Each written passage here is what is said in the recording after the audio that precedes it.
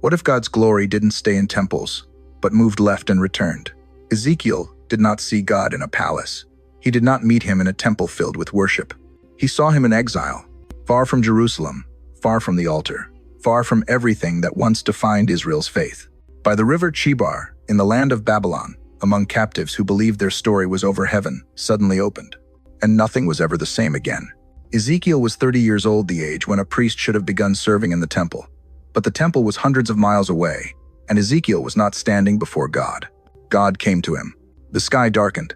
A storm surged from the north. Fire flashed within fire. Light pulsed like molten metal. From the heart of the storm emerged something no human mind could invent: 4 living beings, radiant and terrifying.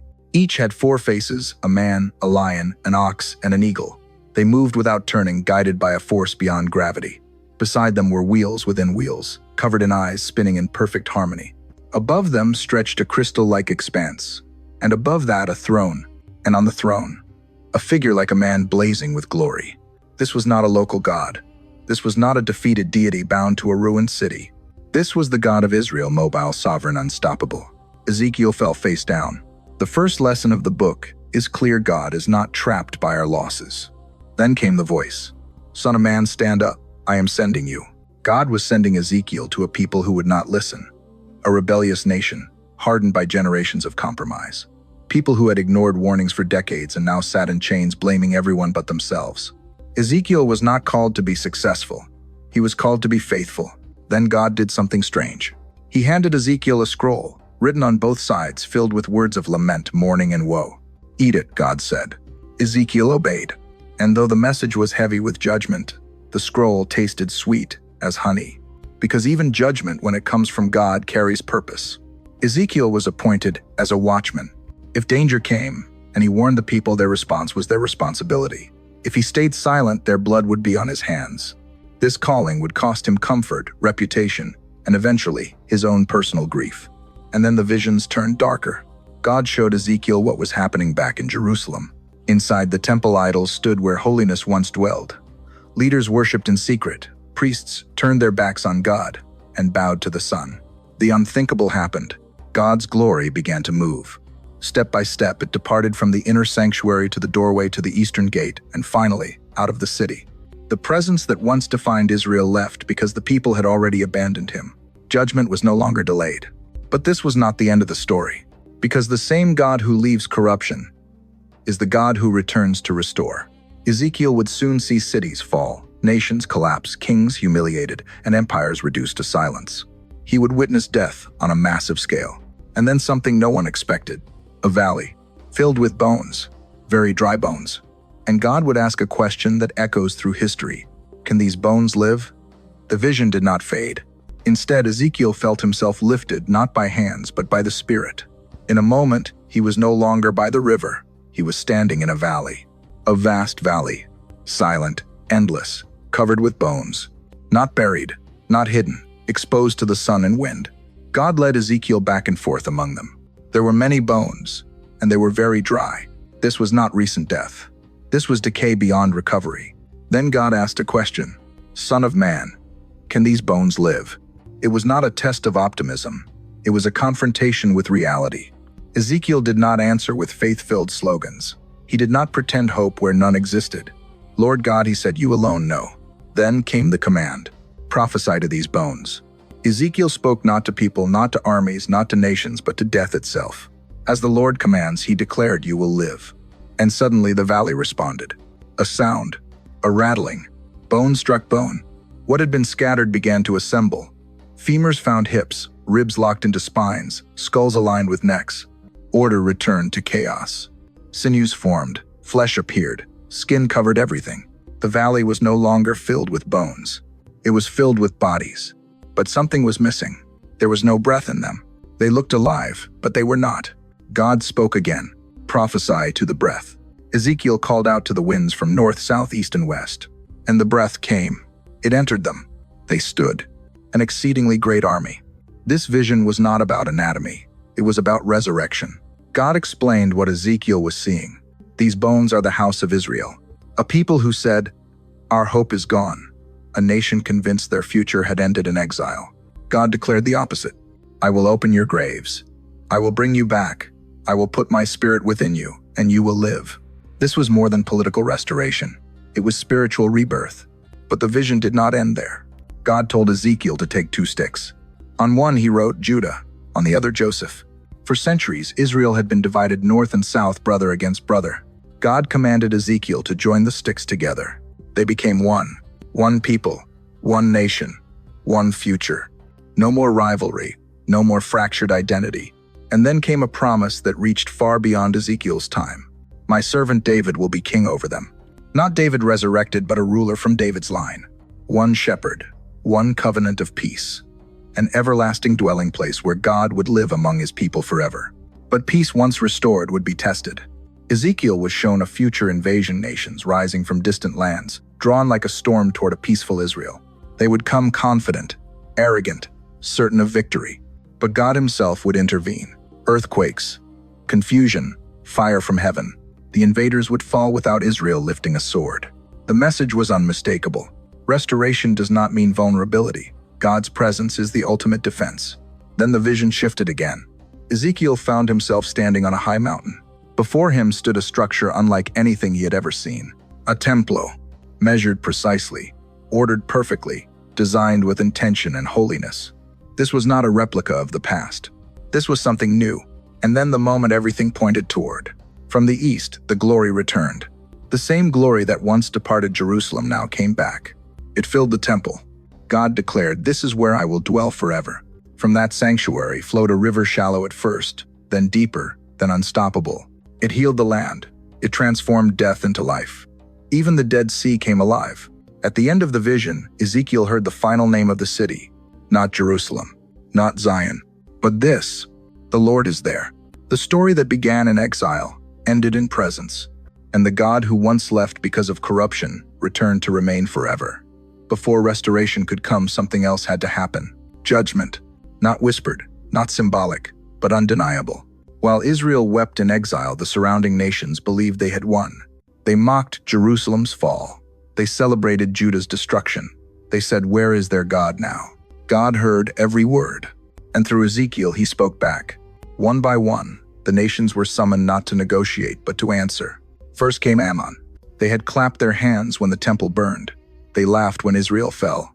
God declared their joy would turn into desolation. Then Moab. They claimed Judah was no different from other nations, that Israel's God was nothing special. God promised Moab would be erased from memory. Edom followed. Ancient hatred fueled their violence. They took revenge when Judah was weak. God said their mountains would become wastelands. Philistia came next. Relentless hostility. Generations of bloodshed. God's verdict was final. And then Tyre. Not just a nation, an empire of commerce. Tyre sat on the coast like a queen surrounded by wealth and power. She said in her heart, "I am perfect in beauty."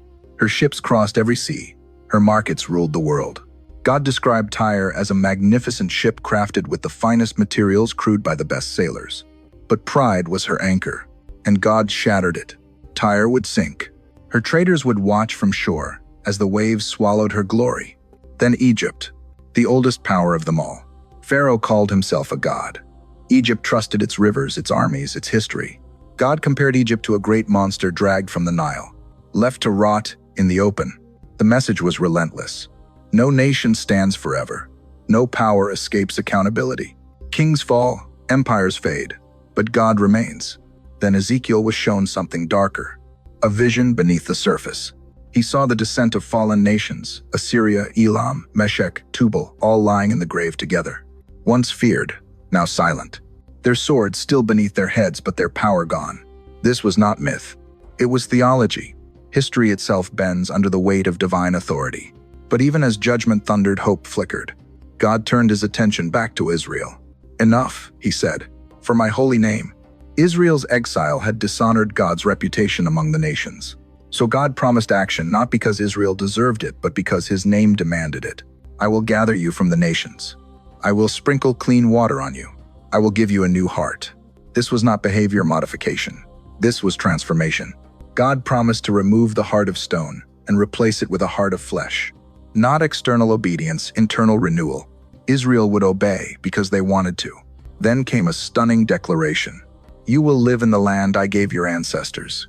Cities rebuilt, fields replanted, desolation reversed. The land itself would respond. Ruins restored, harvest multiplied. Nations would look and say, "The Lord has done this." But God was not finished. Ezekiel saw shepherds, leaders who had fed themselves instead of the flock. God condemned them. Then he said something unexpected. "I myself will shepherd my people." God would personally lead, protect, and heal. And over them, he would place one shepherd from David's line, a ruler who would not exploit, a king who would restore. A covenant of peace would follow. No more fear, no more shame, no more insecurity. Israel would dwell safely. The land would yield abundantly. God's presence would be unmistakable. Then, Ezekiel heard words that echoed across history. "I will make them one people, one heart, one destiny." Judgment had cleared the ground. Restoration would rebuild it. But the greatest revelation was yet to come. God was not only restoring a nation, he was preparing a dwelling, a place where heaven and earth would meet again. And soon, Ezekiel would be shown exactly what that dwelling looked like. Measured, defined, permanent. Because this time, God was not leaving. Israel had heard promises before. Promises from kings. Promises from prophets. Promises broken by sin and pride. But what God spoke next through Ezekiel was different. This promise did not depend on human faithfulness. It depended on God himself. God spoke of a future where he would do what Israel never could. "I will cleanse you." Not merely forgive, cleanse, remove the stain, erase the corruption. "I will give you a new heart." Not repaired, not improved. Because the problem had never been the law. The problem was the heart. Israel had commandments written on stone, but hearts hardened by rebellion. So, God promised something radical. "I will put my spirit within you." This was revolutionary. God would not just rule over his people, he would live inside them. Obedience would no longer be forced. It would be natural. Holiness would no longer be external. It would flow from within. And then God addressed leadership. The shepherds. For generations, Israel's leaders had failed. They exploited the flock, ignored the weak, fed themselves instead of the people. God pronounced judgment on them. But he did not leave a vacuum. "I myself will search for my sheep." God would personally rescue the lost, heal the injured, strengthen the weak. This was no longer delegated leadership. This was divine intervention. Yet God also promised a ruler. One shepherd, my servant David. Not the resurrected king, but a descendant who carried David's heart. A king who would rule with justice. A shepherd who would protect, not exploit. Under this ruler, something unprecedented would happen. A covenant of peace. Not temporary, not conditional, everlasting. No more fear of invasion, no more shame of exile, no more cycles of rebellion and punishment. God's presence would be stable, permanent. But then God revealed something unsettling. Even after restoration, there would be a final confrontation. A test. A massive invasion would rise against Israel. Not immediately, not in weakness. But when the land was peaceful, when the people felt secure, nations from the far north would assemble. A coalition vast beyond imagination, led by a figure known as Gog. This invasion would not be accidental. God himself would draw them in.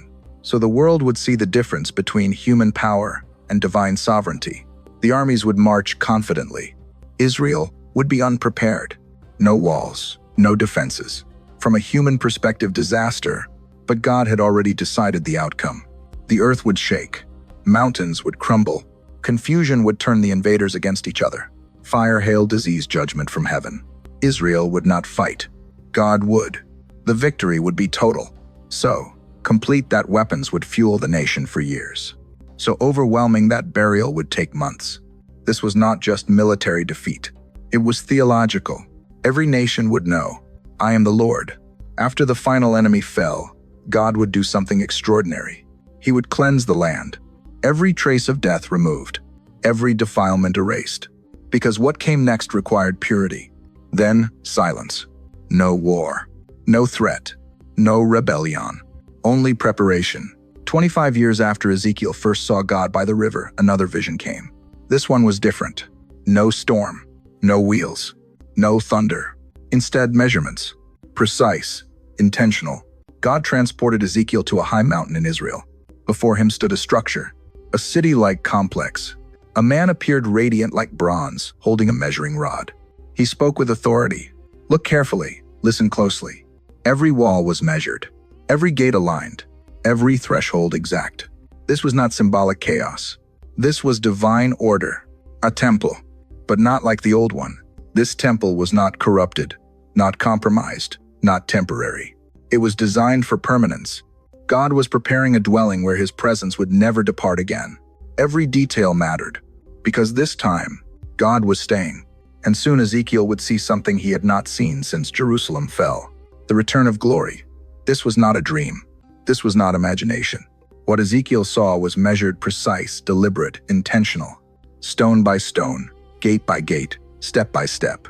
The man of bronze began at the outer wall, thick, high, defining a boundary between what was common and what was holy. This wall was not to keep God in. It was to keep corruption out. Ezekiel watched as the measuring rod traced every dimension. The east gate stood first, the main entrance. Wide steps ascended toward it, each one carefully calculated. Guard rooms lined the gateway, equal in size, perfectly spaced. Order ruled here. Nothing accidental, nothing improvised. Every threshold carried meaning. To pass through these gates was to move closer to the presence of God. Inside, the inner court mirrored the outer. Symmetry everywhere. Palm trees carved into pillars, symbols of life, victory, righteousness. Not decoration for beauty alone. They preached a message. This temple was designed for flourishing. Rooms stood ready for offerings. Water basins for cleansing. Space for singers. Yes, worship had a place here. Sound would rise again. Praise would echo. And no corner was left undefined. Ezekiel followed as the measurements continued: south gate, north gate, inner court's porticos. Every entrance aligned. Every room purposeful. This was not chaos redeemed. This was design perfected. At the center stood the temple building itself. The heart. The man measured the entrance. The pillars. The walls. The proportions were flawless. This structure was not built by human ambition. It was authored by divine wisdom. This was not simply a place for sacrifice. It was a dwelling prepared for presence. For years, Israel's temple had been defiled. Idols hidden in chambers, pagan worship in holy courts, royal corruption pressed against sacred space. That would never happen again. Because God was not returning to an unchanged people. He was returning to a transformed one. As Ezekiel watched, something shifted. The atmosphere changed. The man led him back to the east gate, the same direction from which glory had once departed. Ezekiel remembered that moment, years earlier. The slow, painful exit of God's presence. Step by step, gate by gate, leaving a city destined for destruction. Now, something approached from the same direction. A sound, not thunder, not wind. Water, the roar of rushing waters. Then light, radiant, overwhelming. The glory of the God of Israel. It came from the east. The ground shimmered. The land glowed. This was not just brightness. This was weight, presence, reality. Ezekiel recognized it instantly. The same glory he saw by the river Chebar. The same presence that had commissioned him. He fell face down. The glory moved through the gate, entered the temple, filled the entire structure. Not partially, completely. Every space, saturated. Nothing untouched.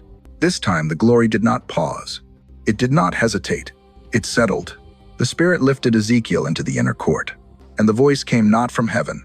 From inside the temple, God had taken his place. This is the place of my throne. This is where I will live among my people forever. Forever. Not conditional, not temporary, not threatened.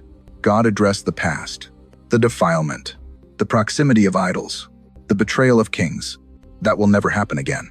The people had changed, their hearts renewed, their spirit transformed, the capacity for rebellion removed. Holiness was no longer enforced. It was internal. This was not a return to the old system. This was escalation. God was not restoring what was lost. He was establishing what had never fully existed. A people permanently aligned with their God. A sanctuary never abandoned. A presence never withdrawn. The glory that once left in grief had returned in triumph. And it would not leave again. But presence required order, and order required instruction. The next phase of Ezekiel's vision would reveal how worship, leadership, and holiness would be maintained in this new reality. Because when God lives among his people, everything changes. The glory had returned. But glory alone was not enough. Where God dwells, order must follow. Holiness is not chaos, filled with light. It is alignment, precision, obedience shaped by reverence. From within the temple, the voice continued. Not loud, not angry, clear, unavoidable. These are the laws of the temple, not suggestions, not traditions, laws. Ezekiel listened as boundaries were redefined. The outer court belonged to the people. The inner court belonged to the priests. And the sanctuary, the most holy place, belonged to God alone. No shortcuts. No privilege without calling. Access was a gift, not a right. Only those appointed could draw near. The priests were reminded of their failure. In the past, Israel had allowed foreigners uncircumcised in heart to minister before the Lord. Men who did not honor God had stood where holiness was required. That would never happen again. The Levites who led the people into idolatry would still serve, but at a distance. They would guard the gates, prepare offerings, serve the people, but they would not approach the altar. Nearness had consequences. Only the sons of Zadok, those who remained faithful when others turned away, would minister before the Lord. Faithfulness mattered. Loyalty was remembered. God does not forget obedience hidden in generations of compromise. Their garments were described in detail, linen only, no wool, nothing that caused sweat. Because service before God was not to be driven by human strain. It was not performance. It was rest-filled obedience. Before entering the inner court, they would change garments. Before leaving, they would change again. Holiness was not to be carried casually into common spaces. There was a separation not to isolate people from God, but to protect them from misunderstanding Him. Even their hair mattered. Not shaved, not wild, balanced, measured. Moderation reflected holiness. The priests were instructed in judgment. They would teach the people the difference between holy and common, between clean and unclean. Truth would no longer be vague. Morality would no longer be negotiable. God was restoring clarity. Then came the role of leadership. A prince, not a king like before. No absolute power. No divine claims. This ruler would serve under God, not replace Him. He would provide offerings, uphold justice, protect the inheritance of the people. No more confiscated land. No more oppression. No more rulers feeding themselves while the flock starved. This prince entered the temple through the east gate, but only as permitted. Even leadership bowed. The message was unmistakable. In this restored order, no one stood above holiness. Not priests. Not princes. Not prophets. The presence of God was the highest authority. Then, the regulations of sacrifice were given. Burnt offerings. Sin offerings. Peace offerings, not as reminders of guilt, but as rhythms of communion. These sacrifices pointed forward, not backward. They were shadows, symbols, echoes of something greater. God was teaching His people how to live continually aware of His nearness. Every action had meaning. Every role had purpose. Nothing existed for convenience. Everything existed for alignment. This was not religion revived. This was relationship structured. God was not asking for perfection. He was establishing order so His presence could remain. Because chaos invites corruption, and corruption drives glory away. But this time the system was not built on fear. It was built on transformation. The hearts of the people had already been changed. The laws did not create holiness. They protected it. Ezekiel realized something profound. This vision was not merely about a future temple. It was about a future people, a community where God lived openly, where worship was pure, where leadership was restrained, where access was sacred, and where holiness was not a burden but a way of life. Yet one element was still missing, something essential, a sign that life itself flowed from the presence of God. And that revelation was about to change everything. Ezekiel thought the vision was complete. The temple stood. The glory had returned. The order was established. But God was not finished. The man of bronze led Ezekiel once more, not to the altar, not to the inner court, but to the entrance of the temple. Something new waited there. From beneath the threshold, a trickle of water flowed, barely noticeable, easy to ignore, a thin stream, slipping eastward. This was unexpected. No rain, no storm, no visible source. The water came from the house of God itself. The man measured 1,000 cubits and led Ezekiel into the water. It reached his ankles. Another 1,000. Now it touched his knees. Another 1,000. It rose to his waist. Another 1,000. The river became too deep to cross. What began as a whisper had become a force. The water had not been fed by tributaries. It had grown solely by flowing from the presence of God. Then the man asked a question. "Have you seen this Son of Man?" Ezekiel had seen rivers before, but never one like this. They walked along the riverbank. Trees lined both sides. Not fragile, not seasonal. Strong, alive. Their leaves did not wither. Their fruit did not fail. Month after month, they produced harvest. Their nourishment came from the river. Their healing power came from the same source. This was not agriculture. This was restoration. The river flowed toward the Araba, into the desolate valley, into the Dead Sea, a place where nothing lives. Salt-saturated, motionless, dead. Yet, when the river entered those waters, something impossible happened. The waters were healed. Life appeared where death had ruled. Fish in abundance, so many that fishermen stood from En-Gedi to En-Eglaim. Nets stretched wide. Species multiplied. Commerce returned. The economy of death was replaced by abundance. But not everything was healed. The marshes and swamps remained salty, set apart. A reminder, not all resistance is accidental. Some places choose not to be transformed. Healing flows freely, but it must be received. Ezekiel stood in awe. This was not just a river. This was a message. Life flows outward from God's presence, not inward. The temple was not a destination. It was a source. Where God dwells, life escapes containment. The deeper Ezekiel went, the less control he had. Ankles allowed walking. Knees allowed waiting. Waist allowed effort. But depth demanded surrender. This river could not be crossed. It could only be entered. God was teaching something eternal. Transformation is progressive. You don't start overwhelmed. You begin with a step, then another, and another, until eventually you stop standing and start floating. The river did not ask Ezekiel to understand it, only to trust it. The trees along the river were for food and healing. Their fruit sustained life. Their leaves restored health. Provision and restoration came from the same flow. This was Eden restored, but greater, because Eden was guarded. This river was released. The vision expanded beyond Israel, beyond geography. This was global. Wherever the river went, life followed. Wherever it touched barrenness, retreated. Wherever it reached death, lost authority. Ezekiel understood now. The presence of God was not meant to remain confined to sacred walls. It was meant to overflow into every broken place. This was not about a building. It was about a kingdom where God's life moves outward to reclaim what was lost. Yet the river still flowed from the temple. Order mattered. Holiness mattered. Presence mattered. Without the source, there is no stream. And without the stream, there is no life. But one question remained. Who would live in this restored land? Who would inherit this healed world? God was not only restoring life, he was restoring identity. And the final part of Ezekiel's vision would answer that question.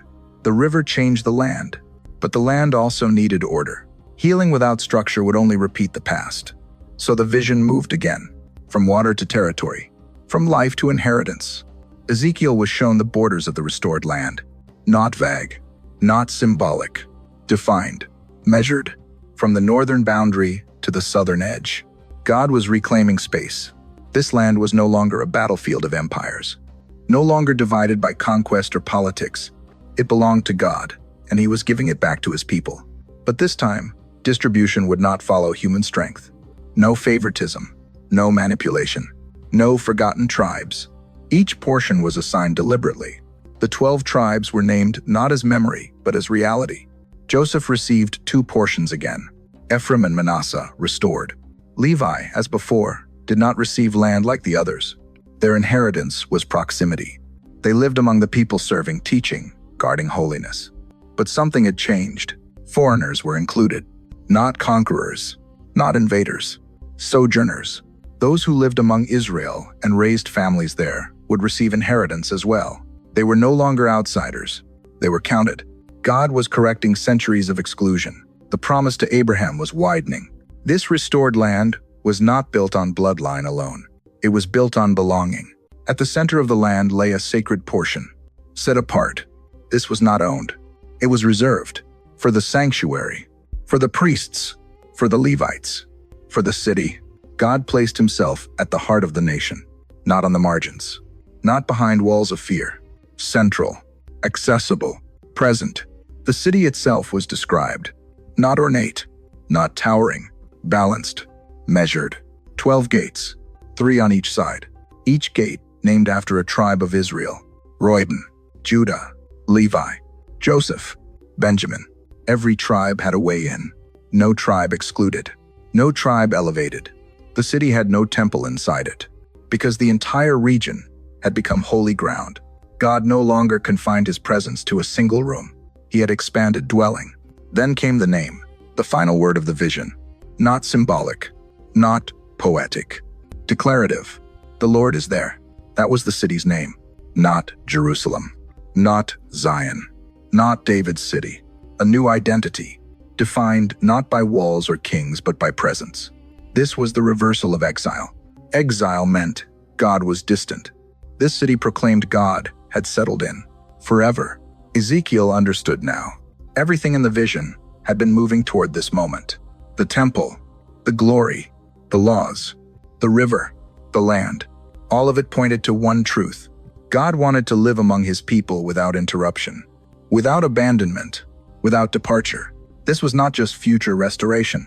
It was ultimate intention. What Israel lost in Eden was being regained. What they lost in exile was being redeemed. God was not improvising. He was fulfilling. The vision closed quietly. No thunder, no command to speak, just assurance. The story was not over. History would move forward. Empires would rise and fall. Temples would be built and destroyed. But this promise stood beyond them all. God would dwell with humanity. And when he did, nothing would remain the same. Ezekiel had seen the end before it began. A world healed, a people restored, a city renamed. The Lord is there, and that presence would define everything. Ezekiel's vision did not end in his time. It waited, across centuries, across kingdoms, across ruined temples and rebuilt cities, waiting for a generation that would ask the right question. Not, when will this happen? But why was this shown? Because this vision was never meant only for ancient Israel. It was meant for anyone who had ever felt abandoned by God. Anyone who had watched something sacred collapse.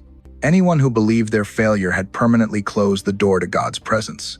Ezekiel spoke to exiles, people who lost their land, their temple, their identity. They believed God had left them for good. And God responded not with a lecture, but with a picture of return, a return stronger than the original. That pattern matters, because restoration in Scripture is never a rewind. God does not return us to who we were. He transforms us into who we were meant to be. The temple Ezekiel saw was not Solomon's temple rebuilt. It was something greater, more ordered, more secure, more permanent. The glory did not come and go. It settled. This speaks directly to the modern soul. We live in an age that fears permanence. Relationships feel temporary. Beliefs feel flexible. Commitments feel risky. Many carry a quiet question. What if God leaves again? Ezekiel's answer is clear. This time, he doesn't. Because the problem was never God's willingness to stay. It was humanity's inability to host him. That's why the vision focuses so heavily on changed hearts, new order, and internal holiness. Not enforced obedience. Transformed desire. The river is key. Life flows outward, not inward. If faith never reaches broken places, it has become stagnant. If worship never produces healing, it has lost alignment. If holiness never brings life, it has turned inward. The river challenges the viewer. Where does life flow from you? Does anything heal because you are present? Or has faith become contained, private, safe? Notice something else.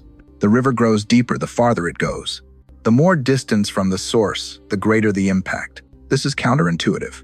Most rivers weaken as they spread. This one intensifies, because it is sustained by presence, not supply. This speaks to exhaustion, burnout, people trying to do good without staying connected to the source.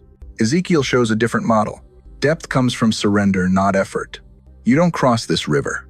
You trust it. Another detail matters. Not everything is healed. The marshes remain salty. This is uncomfortable, but necessary. God does not force transformation. Healing is offered, not imposed. Some places resist life. Some hearts stay closed. This explains why brokenness can exist alongside truth. Why healing can be near yet untouched. God's presence flows freely, but it does not violate the will. Then comes the city. The Lord is there. This name is revolutionary. It doesn't celebrate architecture, or history, or power. It celebrates presence. Modern culture defines identity by achievement, by influence, by recognition. God defines identity by nearness. A city is not significant because of who lives there. It is significant because of who does. That question now turns to the viewer. What defines your life? What gives your days meaning? What anchors your identity when everything else shifts? Ezekiel's vision confronts shallow spirituality. It asks, do you want God's gifts or God's presence? Do you want restoration or transformation? Do you want a river near you or flowing through you? Because this vision ultimately points beyond Ezekiel, beyond Israel, beyond geography. It points toward a future where God does not live in buildings, but in people, where holiness is internal, where life flows outward, where the final city needs no temple, because God himself dwells among his people. And that raises the most important question of all.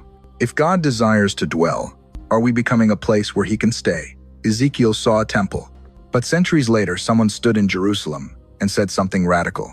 Destroy this temple, and in 3 days I will raise it up. The people laughed. They thought he was speaking of stone, but he was speaking of himself. This is where Ezekiel's vision takes an unexpected turn, because the ultimate dwelling of God was never meant to be a building. It was meant to be a person. John's gospel opens with a sentence that would have stunned Ezekiel's listeners. The word became flesh and dwelt among us. The word dwelt literally means tabernacled. God pitched his tent among humanity. The glory Ezekiel saw did not return to a structure. It entered the world through a human life. Jesus did not just teach about God. He embodied God's presence. Where he walked, life followed. The blind saw, the dead rose, the broken were restored.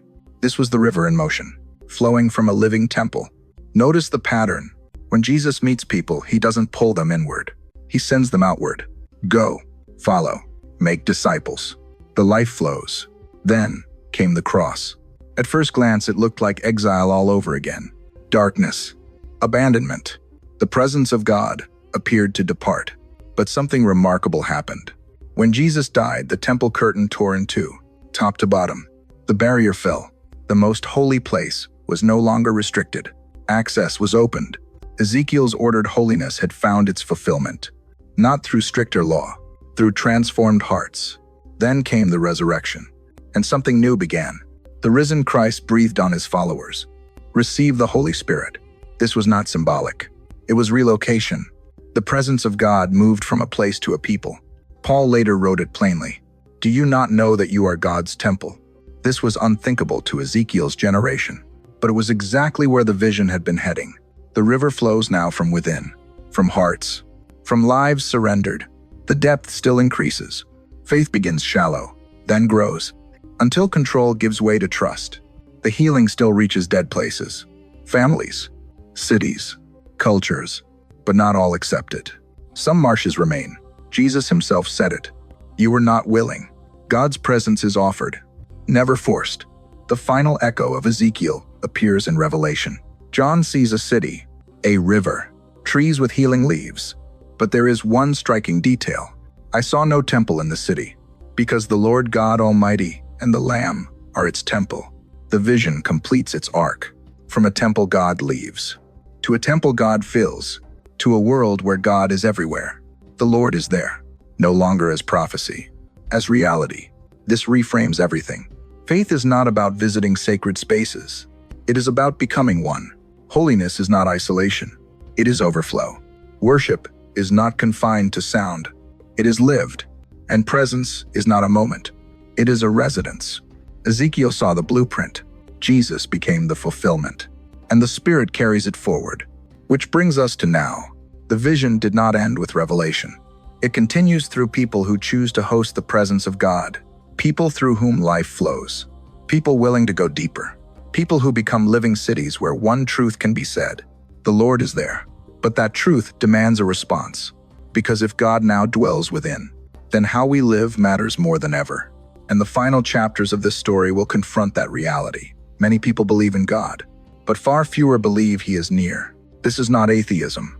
It is something quieter, more painful, a slow fading of awareness, a sense that prayer echoes but does not return. Worship continues, ritual remains, but presence feels distant. Ezekiel understood this feeling. He watched the glory leave, slowly, deliberately. because God does not abandon suddenly. Presence withdraws when it is repeatedly ignored. The modern world mirrors this pattern. God is acknowledged, but rarely hosted, invited, but not prioritized. We build lives where He is welcomed as a visitor, not honored as a resident. This is why presence feels absent, not because God moved, but because space was crowded. Ezekiel's vision explains this. The glory returned only after order was restored. Holiness was not legalism. It was alignment. God did not ask Israel to feel differently. He asked them to live differently. This is uncomfortable, because many want encounter without adjustment, experience without obedience. But presence has weight. It reshapes the space it occupies. And if we resist reshaping, we sense distance. Another reason presence feels absent is distraction. The ancient temple was precise, measured, focused. The modern mind is fragmented. Notifications, noise, endless urgency. There is no inner court, no sacred space. Everything competes. God is not louder than our attention. He is deeper, and depth requires stillness. Then there is unresolved compromise. Ezekiel's temple removed idols from hidden chambers.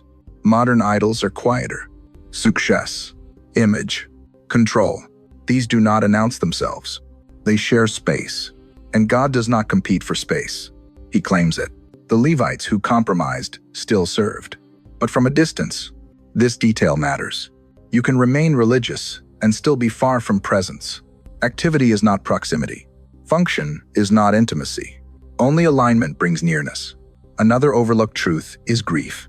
Many stopped expecting God's presence after disappointment, prayers unanswered, loss unhealed. They protect themselves by lowering expectation. Ezekiel's exiles did this. They believed God was done. The vision was God's response. I am not finished. Absence does not mean abandonment. Silence does not mean departure. Sometimes, presence waits for readiness. Then there is fear. The deeper river requires surrender. Ankles feel safe. Waist feels risky. Depth removes control. Many prefer shallow faith because it allows management. God invites deeper, but depth demands trust. The river cannot be crossed. It must carry you. This terrifies the modern soul. Yet without surrender, presence remains theoretical. Ezekiel's vision confronts us. Presence is not lost. It is located. God dwells where He is honored, where order protects intimacy, where holiness flows from desire, where life moves outward, where surrender is chosen. The city was named The Lord is there, not because people felt Him, but because He had settled. Presence is not an emotion. It is a reality. Feelings fluctuate. Presence remains. The question shifts. Not why can't I feel God, but have I made room? Not why does God feel distant, but what occupies the space? The vision invites courage to examine, to reorder, to remove, to go deeper, because God is not hiding. He is waiting, waiting for a place prepared for His weight. And when presence returns, everything changes. Not instantly, not dramatically, but deeply, quietly, irreversibly. And the next part of the story reveals what happens when people finally respond. When the presence of God is real, it leaves evidence, not noise, not spectacle, evidence. Ezekiel's vision makes this clear. Where the river flows, life follows. Where presence dwells, transformation appears. This is how you know the difference between religion and reality. Religion performs. Presence produces. Religion focuses inward. Presence overflows outward. The first sign is life, not activity. Life. Things begin to grow where nothing thrived before. Patience replaces irritation. Humility displaces pride. Forgiveness appears where resentment once ruled. These changes are not forced. They emerge, like trees along the riverbank, rooted, sustained, consistent. The second sign is clarity. Ezekiel's restored order eliminated confusion. People knew the difference between holy and common, between truth and compromise. Presence sharpens discernment, not judgment. Discernment. When God is near, truth becomes recognizable, not because rules multiply, but because alignment simplifies. The third sign is weight. Presence brings gravity. Decisions matter again. Words carry consequence. Integrity becomes non-negotiable, not out of fear, out of awareness. When God is present, life stops being casual. Sacredness returns to ordinary moments. Another sign is fruit that remains. The trees bore fruit every month, not seasonal, not dependent on circumstances. Presence produces sustainability. This exposes shallow faith, energy without endurance, passion without perseverance, emotion without formation. True presence outlasts feeling. It shapes character.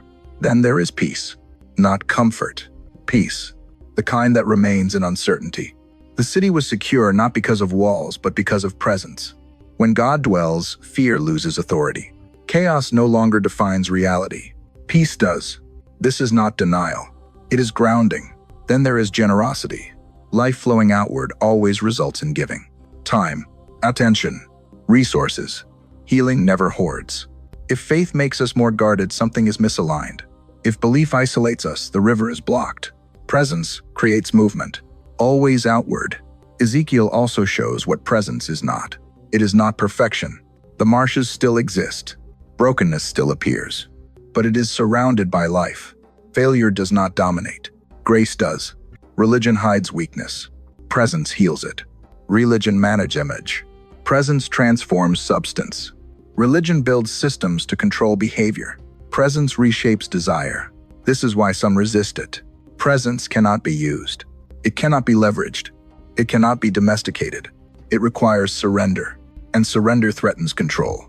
Ezekiel's river grows deeper. Control decreases. Trust increases. This is the dividing line. Those who remain ankle-deep stay safe. Those who go deeper lose predictability, but they gain life. This prepares us for the most difficult truth. Presence demands participation. God does not force his dwelling. He invites partnership. The temple was prepared, the order established, the space made ready. Then the glory entered. The same pattern remains. God fills what is prepared, not what is crowded, not what is defended. Prepared. The question becomes unavoidable. Are we building lives that can host presence? Or are we constructing systems that function without it? Ezekiel's vision was never meant to impress. It was meant to expose, to awaken hunger, to provoke response. Because presence is not inherited, it is cultivated. It grows where priority is clear, where surrender is chosen, where life is allowed to flow. And the next stage of this journey asks something personal, not theological, not abstract. Personal. What does it actually cost to host the presence of God? And are we willing to pay it? Every vision has a cost, not a financial one, a personal one. Ezekiel's vision is inspiring, but it is also confronting because it reveals a truth many people prefer to avoid. The presence of God does not arrive casually, and it does not remain where it is treated lightly. God returned to the temple only after everything had been reordered. Nothing random remained. Nothing unnecessary stayed.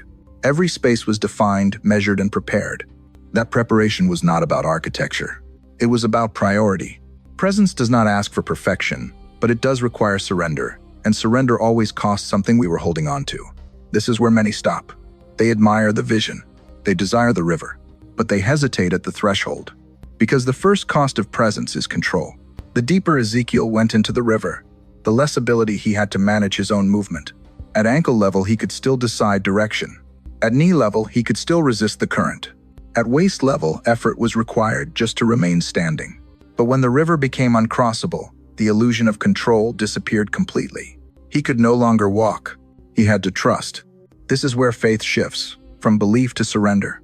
Many are comfortable with God as long as he enhances their plans. Far fewer are comfortable when he begins to redirect them. The second cost is familiarity. Ezekiel's restored temple was not designed to feel casual. It was accessible, but it was not common. Modern spirituality often seeks comfort over reverence, familiarity over awe, convenience over transformation. But presence brings weight.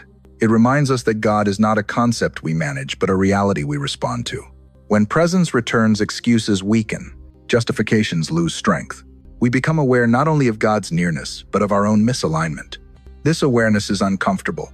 It exposes areas we preferred to keep hidden. That is why idols had to be removed from the chambers of the old temple. God did not compete with them. He replaced them. The third cost is identity. When God dwells among his people, roles change. Priests are no longer performers. Leaders are no longer untouchable. The prince in Ezekiel's vision had authority, but not autonomy. Even leadership bowed to holiness. This confronts modern identity, built on influence, status, or visibility. Presence does not elevate ego. It refines it. It does not amplify self-expression. It aligns purpose. Many resist presence not because they hate God, but because they fear who they might become if he truly takes residence. The fourth cost is endurance. The trees by the river bore fruit every month. This was not seasonal passion. It was sustained life. Presence does not always produce immediate results, but it always produces lasting ones. That endurance requires patience. It requires faithfulness when emotion fades. It requires obedience when affirmation is absent. Many begin the journey toward presence enthusiastically, but stop when novelty disappears. Yet God does not dwell in moments. He dwells in consistency. Finally, the greatest cost is availability. Presence rearranges priorities. Time shifts. Attention refocuses. Life becomes less crowded with noise and more attentive to depth. This is not withdrawal from the world. It is engagement from a different source. Life flows outward only when it flows from somewhere real. Ezekiel's vision makes something unmistakably clear. God does not force his dwelling. He waits for a place prepared for his wait. And preparation always reveals what truly matters. So the question becomes unavoidable. What would need to change for presence to remain? What would need to be removed, reordered, or surrendered? And perhaps the most honest question of all, are we willing to let God dwell not as a visitor, but as Lord? Because once he does, nothing stays the same. And the next part of this story reveals why many people turn back just before the deepest part of the river. Most people do not reject God. They approach him. They listen. They even follow for a time. But somewhere along the river they stop moving forward, not because the water disappears, but because it becomes too deep to feel safe. Ezekiel did not decide where the river flowed. He did not choose its direction, its pace, or its depth. He simply followed step by step until the moment arrived when walking was no longer possible. This moment reveals something uncomfortable about the human heart. We enjoy progress as long as it feels manageable. We celebrate growth when it still allows us to remain in control. But transformation begins where control ends, and that is where many quietly step back onto the shore. Depth exposes fear. Not fear of evil, but fear of surrender. At shallow levels, faith enhances life. At deeper levels, faith redefines it. This is the dividing line. Some people want God's presence to improve their existing plans. Others allow his presence to interrupt them. The difference is not belief. It is trust. The river in Ezekiel's vision could not be crossed. This detail is crucial. It tells us that God's life cannot be conquered, measured, or mastered. It can only be entered.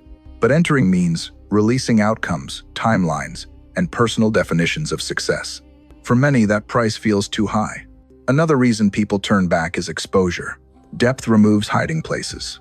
In shallow water, flaws remain concealed. In deeper water, everything becomes visible. Motives surface. Inconsistencies emerge. The presence of God does not shame, but it does reveal, and revelation requires honesty. This is why some prefer religious structure without living presence. Structure allows concealment. Presence invites transparency. Ezekiel's vision removed hidden chambers. Nothing was left undefined. Modern lives, however, are often compartmentalized. Spirituality exists in one space, ambition in another, private compromise in another. Depth dissolves compartments. God does not dwell in sections. He dwells in entirety. This threatens carefully managed identities. There is also the fear of loss. What if obedience costs relationships? What if surrender changes direction? What if depth leads somewhere unfamiliar? The river does not ask permission. It carries those who trust it into unknown territory. This is why many prefer the edge. Close enough to observe. Close enough to feel inspired, but far enough to retreat when necessary. Ezekiel had no such option. The vision continued regardless of comfort, because God was not asking Ezekiel to feel safe. He was asking him to see clearly. Another reason people turn back is disappointment. Some entered the river expecting immediate transformation, instant clarity, quick resolution, but depth often brings tension before peace, questions before answers, refinement before fulfillment. Those unprepared for process mistake silence for absence. They mistake waiting for abandonment.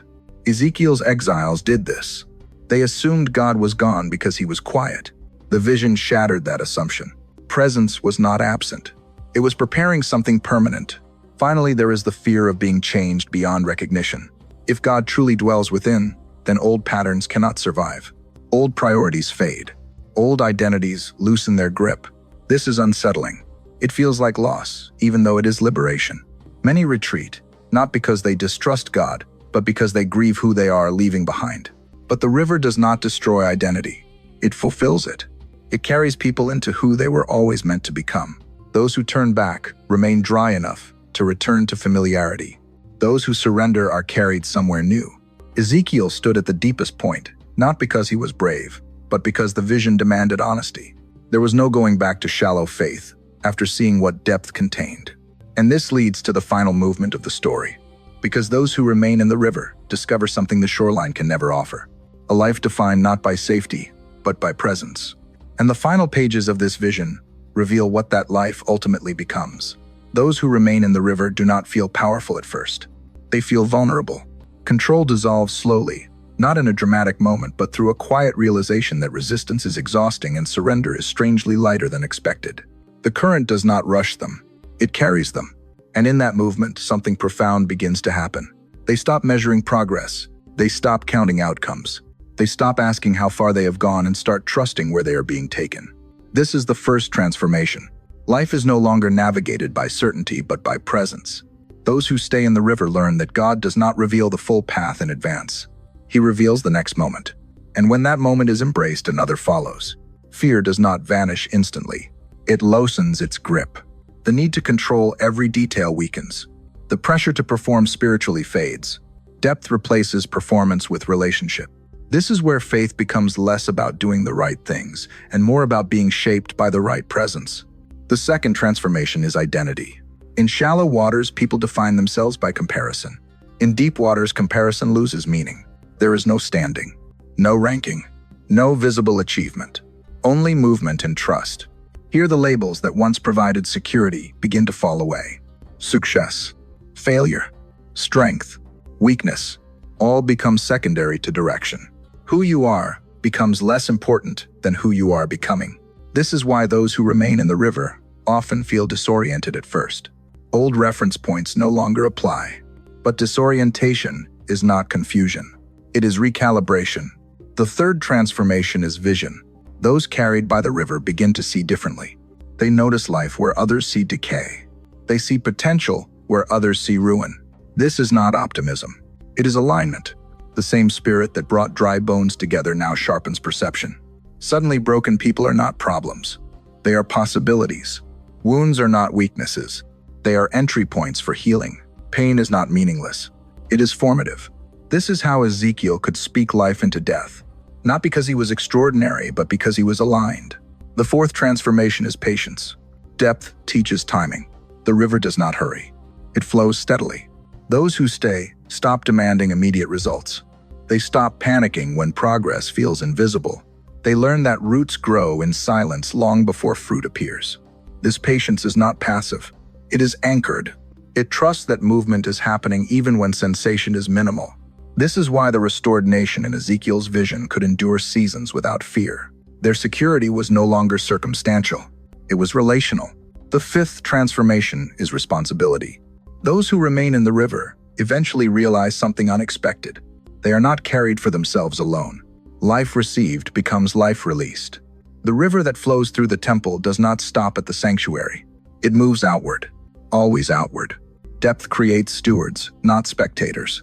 Those transformed by presence become conduits of presence. This is why Ezekiel was sent back to speak. Why the people were restored to serve. Why the city was named not after power but presence. Staying in the river produces people who do not dominate spaces. They heal them. They do not impose faith. They embody it. Their lives carry a quiet authority because they are rooted in something deeper than opinion. They are not easily shaken because their foundation is not visible. They have learned that life does not come from avoiding death, but from walking through it with God. This is the promise hidden in the river. Not escape. Transformation. Those who stay are not preserved from storms. They are reshaped by them. And as the vision moves toward its final chapters, it becomes clear that this transformation is not meant to end with individuals. It is meant to redefine communities, cities, nations. The next movement reveals how lives shaped by presence become the structure of a restored world. Communities are never truly restored by policies, borders, or systems. They are rebuilt by people whose inner lives have been reordered. Ezekiel's vision makes this unmistakably clear. Before land was redistributed, before cities were planned, before gates were named, hearts were changed. The river came first, because without transformed people, even a perfect structure collapses under the weight of human brokenness. Those who remained in the river did not return as the same individuals. They carried a different gravity, a different way of listening, a different posture toward power. And when people like this gather, communities begin to shift without force. In the restored vision, order was not imposed through domination. It emerged through alignment. Each tribe received its portion not through conquest, but through divine assignment. No tribe competed. No tribe expanded at the expense of another. The old cycles of rivalry dissolved because the source of identity had changed. When identity flows from presence, territory loses its power to divide. This is why the land was arranged in precise parallel portions, not to restrict freedom, but to remove comparison. Equality was not ideological. It was structural. It was designed so no one could claim superiority. This was a radical break from the past. Israel's history had been shaped by favoritism, ambition, and fractured loyalty. The new arrangement corrected this by centering everything around the sanctuary. Not the palace, not the marketplace. The presence of God stood at the center. When presence becomes central, power finds its proper limits. Leadership also changed. The prince in Ezekiel's vision was not an absolute ruler. He was a steward. His role was to facilitate worship, not replace it. To provide offerings, not demand them. To serve the rhythm of sacred time, not manipulate it. This redefinition of authority was essential, because unchecked power had destroyed the nation before. The new order ensured that no leader could elevate themselves above God. The community was also reshaped by shared access. The city gates bore the names of all the tribes. No group was excluded. No history erased. Every tribe had a visible entrance. This communicated something profound. Belonging was not conditional on performance. It was granted by covenant. Memory was preserved without allowing the past to dominate the future. The people did not forget exile. They were healed from it. And this healing created resilience. A community formed by presence does not panic easily. It does not fracture under pressure. It does not look for scapegoats when fear rises. Because its foundation is not agreement. It is alignment. Even worship itself was transformed. Sacrifice continued, but it was no longer transactional. It was relational. Offerings flowed from gratitude, not desperation. Obedience flowed from identity, not fear. The people did not serve God to secure His presence. They served because His presence was already among them. This shifted the emotional climate of the nation. Anxiety lost its grip. Hope became durable. Joy became grounded. And justice was no longer enforced through threat. It emerged from shared reverence. This is what happens when a community is built by those who stayed in the river. They do not recreate old systems with new language. They build something entirely different, something quieter, something stronger, something that can endure. Ezekiel's vision was not utopian fantasy. It was a declaration that restoration is possible when transformation precedes structure. The river reshaped people. Reshaped people, reshaped land. Reshaped land, reshaped history. And yet one final question remains. What sustains this restored world? What prevents it from collapsing again? The answer does not lie in walls, rulers, or rituals. It lies in one final truth revealed at the end of the vision. A truth that defines everything. Every restored world carries a hidden question. What keeps it from falling apart? Israel had been restored before. They returned from slavery in Egypt. They received land. They built a temple. They crowned kings. And still, it collapsed. So, Ezekiel's final vision does not stop at beauty, order, or prosperity. It answers the deeper fear. What if we fail again? What if history repeats itself? What if the same patterns return? God answers not with conditions, but with proximity. The secret is not stronger laws, not better leaders, not stricter rituals. The secret is presence that does not withdraw. In the old order, God's presence came and went. It filled the tabernacle. It departed from the temple. It moved because the people moved away. The new vision changes this pattern permanently. God does not promise that the people will never stumble. He promises that He will never leave. This distinction changes everything. When presence is permanent, failure no longer equals abandonment. Correction replaces exile. Restoration replaces judgment. The people are not preserved by perfection, but by proximity. This is why the glory returns through the east gate and remains. It does not hover. It does not threaten to depart. It fills. It settles. It claims space. God names the temple not as a meeting place, but as a throne. Not a temporary visit, but a residence. This signals a shift from conditional relationship to covenant permanence.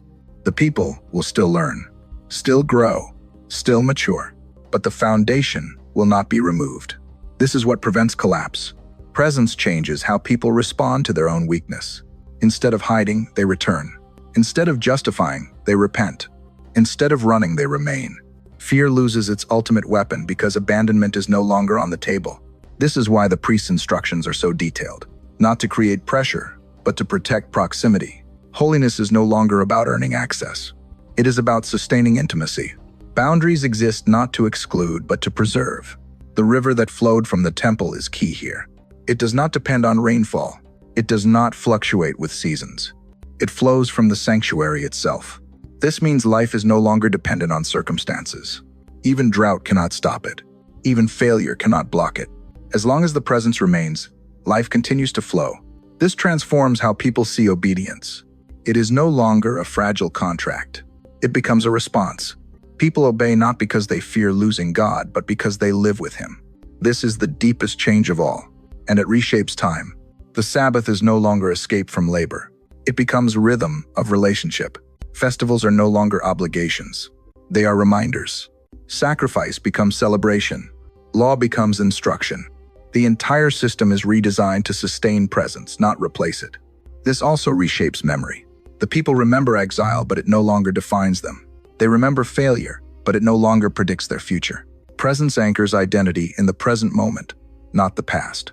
And finally, this reshapes hope. Hope is no longer delayed. It is embodied. It lives among them, walks with them, dwells within their city. The restored world does not survive because its people are strong. It survives because God is near, and near permanently. This leads to the final declaration of the book. A single name, a name that carries the weight of everything Ezekiel has seen. The answer to dry bones, to exile, to division, to fear, to collapse. A name that defines the future. After all the visions, after the wheels of fire, after the valley of dry bones, after judgment, exile, restoration, and return. Ezekiel ends not with a command, a warning, or a prophecy of war. He ends with a name, not a metaphor, not a symbol, a name spoken like a seal pressed onto history itself. The Lord is there. This is not poetry. This is not aspiration. This is declaration. The city will no longer be remembered for its walls, its kings, or its failures. It will be remembered for presence. Everything that once defined Israel is intentionally removed from the final sentence. No mention of David. No mention of Solomon. No mention of sacrifices, victories, or enemies. Only presence. Because presence replaces everything else. This name answers the deepest trauma of exile. The fear that God left. The silence that followed the destruction of the temple. The unbearable question whispered in foreign lands. Are we alone now? Ezekiel's final words respond with permanence. Not, the Lord will visit. Not, the Lord will return sometimes. But the Lord is there. Present tense. Unbroken. Unconditional. This changes how the entire story must be read. The exile was not the end. The silence was not absence. The distance was not abandonment. God was not defeated by the destruction of a building. He was not displaced by foreign empires. He was not limited by geography. The presence that once filled the temple now defines the city itself. The sacred is no longer confined to one room. It saturates the entire community. This is revolutionary. In earlier generations, people traveled to God. Now God dwells among people. This is the reversal of Eden's loss. What was broken in the beginning is not simply repaired. It is expanded. God does not return to walk occasionally. He stays. And this reframes humanity's role. People are no longer gatekeepers of holiness. They are hosts of presence. Their lives become living spaces where God chooses to remain. The city's name is not a reward. It is a responsibility. To live aware. To live aligned. To live as people who know they are not abandoned. This name also collapses fear. Empires rise and fall. Cities burn. Borders shift. But presence cannot be conquered. You cannot besiege it. You cannot exile it. You cannot silence it. This makes Ezekiel's vision deeply relevant beyond Israel. It speaks to every displaced people, every destroyed identity, Every culture that has asked whether God still sees them, the answer does not change. The Lord is there. Not there as observer, there as resident, there as sustainer, there as the reason life continues after loss. This final name also reframes the future. The people do not march toward a distant promise. They live inside fulfillment. Hope is no longer postponed. It is inhabited. This does not mean suffering disappears. It means suffering is no longer faced alone. This distinction defines faith maturity. Immature faith asks for escape. Mature faith asks for presence. And presence is what Ezekiel delivers. This is why the book does not end with a call to action, because action flows naturally from awareness. When people know God is with them, they live differently. They forgive differently. They endure differently. They rebuild differently. They remember differently. Even obedience changes tone. It becomes relational, not transactional. And the final name seals this transformation. The city is not perfect. The people are not flawless. But presence remains. And that is enough to sustain history. Ezekiel began his ministry in exile. He ends it with home redefined, not as land, not as power, but as presence that